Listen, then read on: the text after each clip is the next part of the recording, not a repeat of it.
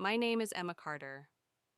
5 years ago, I thought I had found the kind of love that you only hear about in stories. I met Daniel Blake on a rainy afternoon at a coffee shop downtown.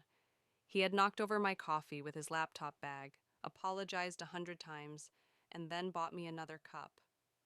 It sounds cliché, but sometimes the beginning feels like fate.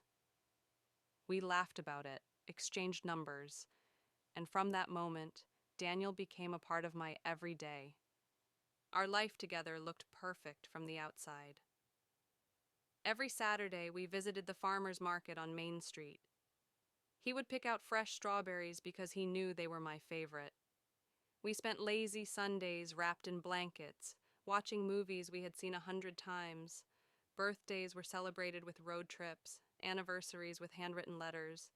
I trusted him with every part of me. But real love is not just about the big gestures, it's about the small things. And when those small things started to shift, I noticed. The missed calls, the late nights at work, the way he smiled at his phone when he thought I wasn't looking. Still, love makes you blind, or maybe it just makes you hopeful against all reason. One night last October, Daniel came home later than usual.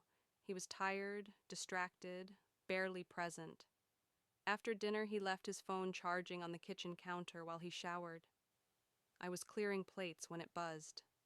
I told myself not to look, that trusting someone means giving them privacy. But my heart was already racing before I even picked it up. A message preview from Ava flashed on the screen. "Can't wait to see you tomorrow? Love you?" My hands were shaking as I unlocked the phone. Every thread of trust unraveled with every word I read.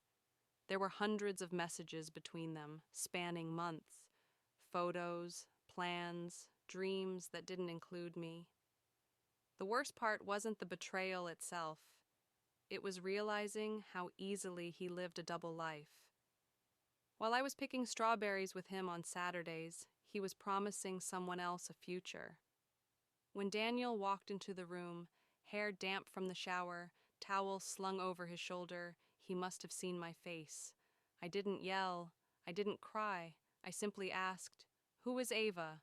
He opened his mouth, but no words came out.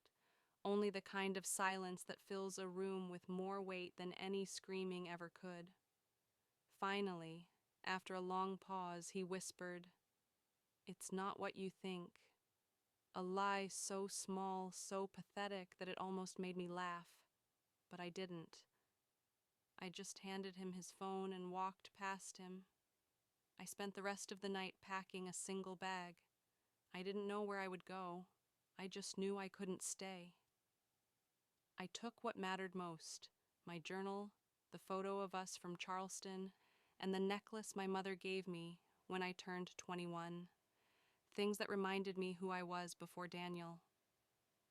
I slept in my car that night in a gas station parking lot 20 miles away.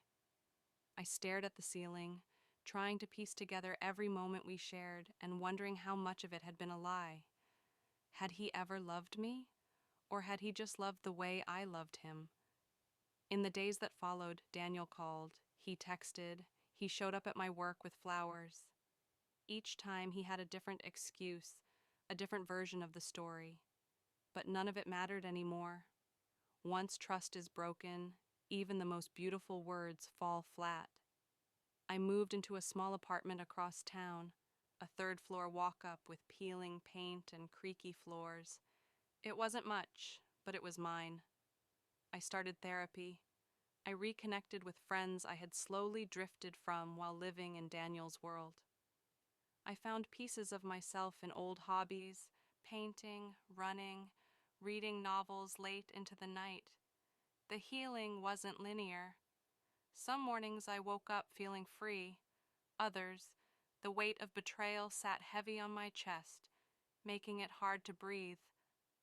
There were nights I missed him so much it felt like physical pain. But little by little, I stitched myself back together.